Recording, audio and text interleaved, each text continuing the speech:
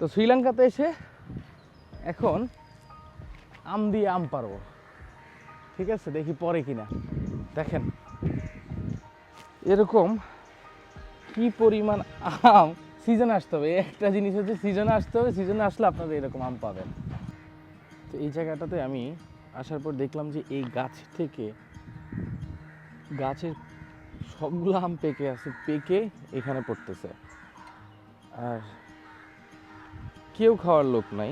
দেখেন একের পর এক আম পড়ে আছে, খাওয়ার কেউ নাই, পাখি খাচ্ছে ফালাচ্ছে, মানে খাওয়ার কোনো লোক নাই। তো এই দেখেন কি পরিমাণ আম এখানে। আপনারা এখানে আসলে, এই ভিলাতে আসলে আম খেতে পারবেন এরকম। সিজনে আসতে হবে, একটা জিনিস হচ্ছে সিজনে আসতে হবে, সিজনে আসলে আপনারা এরকম আম পাবেন। কত খাইতে পারবেন কেউ কিছু বলার নাই, খাইতে পারবেন। তো এখন আমরা এগুলো নিয়ে হোটেলে দেখি কি ব্যবস্থা করা যায়।